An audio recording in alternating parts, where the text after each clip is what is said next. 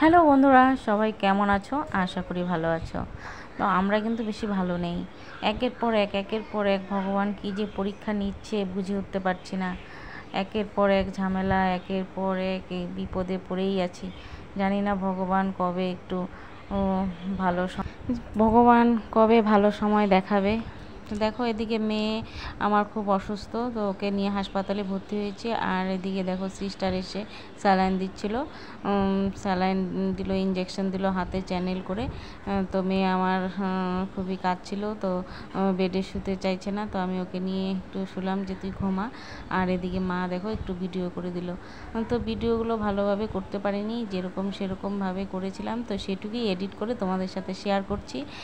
বন্ধুরা, তোমরা হয়তো কি ভাবছো জানি না, কিন্তু দুষ্টু মিষ্টুকে নিয়ে আমি সবসময় ভিডিও বানাই। হয়তো ভাবছো ওকে কোনো দিন মানে ভিডিওতে আনিনি কেন। ও আসলে ভিডিও করতে ভালো পায় না এখন, পরে জানি না কী হবে, কিন্তু এখন ও ক্যামেরার সামনে আসতে চায় না, তাই ও ভিডিওর মধ্যে থাকে না।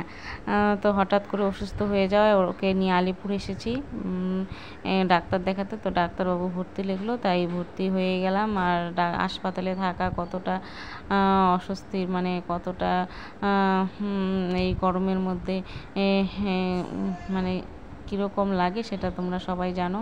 তো দেখো, মেয়ে আমার রাত্রি এখন 2টো বেজে গেছে, তবু ঘুমাচ্ছে না, কান্নাকাটি করছে যে মা বাড়ি যাব সকালে। তা আমি বলছি সুস্থ না হলে বাড়িতে তো যাওয়া যাবে না।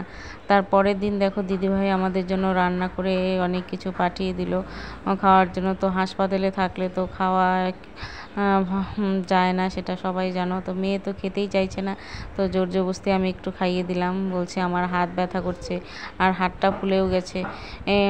এত কষ্ট হাসপাতালে থাকা।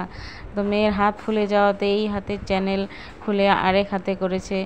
মানে খুবই কষ্ট, কান্নাকাটি। মানে এতটা বড় হয়েছে, মানে কোনো দিন হাসপাতালে আসেনি, এই প্রথম আসলো। আর বারবার বলছি জল খেতে, মানে এত গরম হাসপাতালের ভিতরে, প্রচুর গরম। স্যালাইন তো চলছে, তো এখন স্যালাইনটা মানে খুলে দিয়েছে। তো ডাক্তারবাবু দেখে গেল, দেখে একটা পরীক্ষার কথা বলেছিল। তো আমার তো সেটা শুনেই মাথা ঘুরে গেছে। মানে পরীক্ষাটা এদিকে আশেপাশে হবে না, আলিপুর কুচবিহার হবে না, ওটা শিলিগুড়ি হয়। তো আমার তো শুনেই তো আমার তো প্রচুর মানে কান্নাকাটি শুরু করে দিলাম। তো ডাক্তারবাবু আমাকে বলছে যে রুগীর সামনে এইভাবে এত ভেঙে পড়ে, রুগী তো আরও বেশি ভেঙে পড়বে। তো সেটা ভয়ের কিছু নেই, তোমরা সেই পরীক্ষাটা পরেও করিয়ে নিতে পারবে।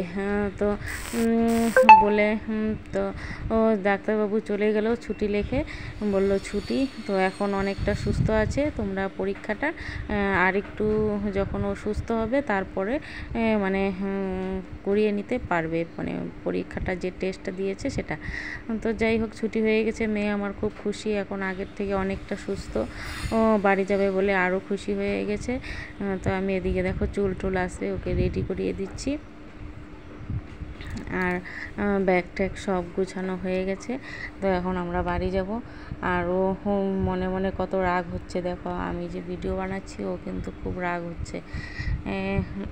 তো আমি কি করব বলো, কতদিন থেকে, মানে কতদিন বলতে 3 দিন থেকে হাসপাতালে কোনো ভিডিও পোস্ট করতে পারছি না। আর ভিডিওতে ভিউজ, লাইক, কমেন্ট সব ডাউন হয়ে গেছে। তো যেটা আর কি করি, যেমন ইউটিউব, ফেসবুক, তো সেইখানে যদি রোজ ভিডিও তুমি না দাও তাহলে চ্যানেলটা কতটা ডাউন হয়ে যায়, সেটা যারা যারা করো তারা ঠিকই জানো। তো বন্ধুরা, ভিডিওটা এখানেই শেষ করছি। টাটা, বাই বাই, ছুটি হয়ে